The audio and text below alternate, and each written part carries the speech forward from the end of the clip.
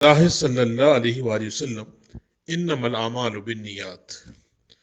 ترجمہ: نبی مہربان صلی اللہ علیہ وسلم نے فرمایا، اعمال کا دار و مدار نیتوں پر ہے۔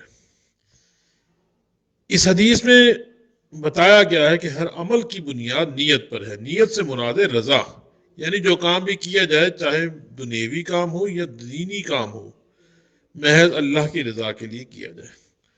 ہر کام کرتے ہوئے یہ دیکھا جائے کہ اس کام کے کرنے کے لیے اللہ تعالیٰ کا کیا حکم ہے، اور یہ کام اس لیے کیا جائے کہ میرا اللہ مجھ سے راضی ہو جائے۔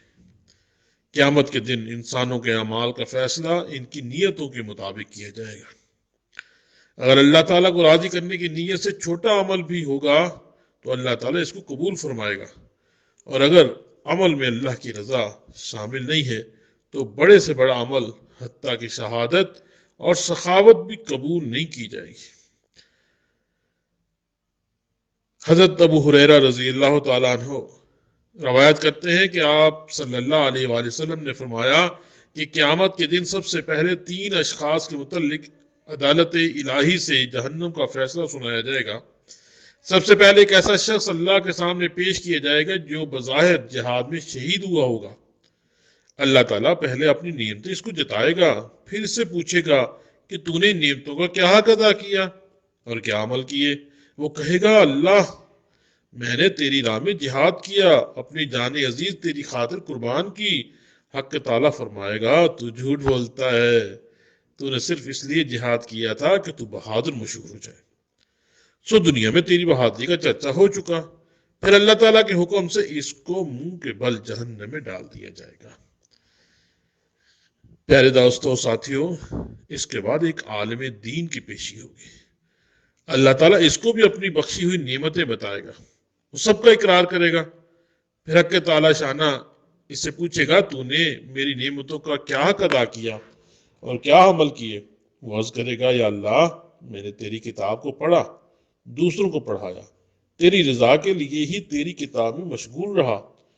اللہ تعالیٰ فرمائے گا، تو جھوٹ بولتا ہے، تو نے تو عالم، قاری اور عابد کہلانے کے لیے سب کچھ کیا تھا، سو دنیا میں تیرے عالم، عابد اور قاری قرآن ہونے کا چرچا ہو چکا۔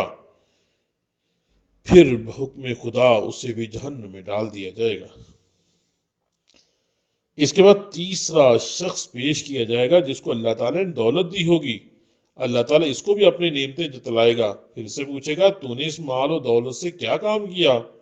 وہ عرض کرے گا، یا اللہ، جس راستے میں اور جن جن کاموں میں خرچ کرنا تجھے پسند ہے، میں نے تو تیرا دیا ہوا مال ان سب ہی میں تیری رضا جوئی کے لیے خرچ کیا۔ اللہ تعالیٰ فرمائے گا، تو جھوٹ بولتا ہے، تو نے صرف اس لیے مال خرچ کیا تھا کہ دنیا تجھ کو سخی کہے، سو دنیا میں تیری سخاوت کا چرچا خوب ہوا۔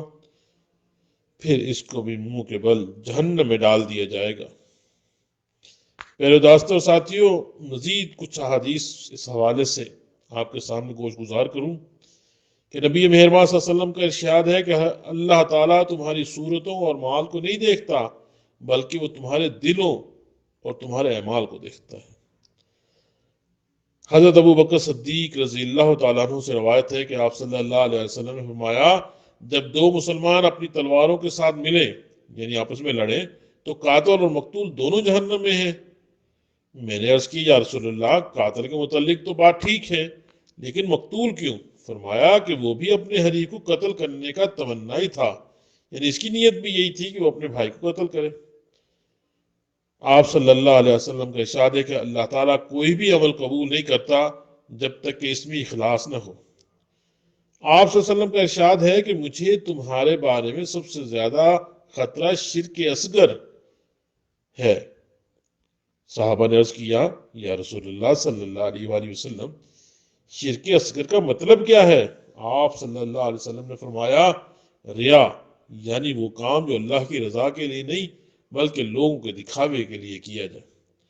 آپ صلی اللہ علیہ وسلم کا ارشاد ہے کہ جس نے دکھاوے کے لیے نماز پڑھی اس نے شرک کیا، جس نے دکھاوے کے لیے صدقہ و خیرات کیا اس نے شرک کیا۔ حضرات، مذکورہ بلا حدیث سے ثابت ہوا کہ ہماری زندگی کا ایک ایک لمحہ محض اللہ کو راضی کرنے کے لیے ہو۔ ہمارا اٹھنا، بیٹھنا، چلنا پھرنا، جاگنا، سونا، ہنسنا، رونا، کھانا پینا، ہمارے تعلقات، معاملات، ہماری دوستی دشمنی، رزق کے لیے تگ و دو کرنا، نکاح، طلاق، شادی بیاہ، اولاد وغیرہ اور ہر قسم کی عبادت، یہ سب کچھ محض اللہ کو راضی کرنے کے لیے۔ اللہ تعالیٰ سے دعا ہے کہ اللہ تعالیٰ جو کچھ کہا سنا اس پر عمل کرنے کی توفیق عطا فرمائے اور ہمارے نیتوں کو اخلاص سے بھر دے۔ وما علینا الا البلاغ المبین۔ آمین۔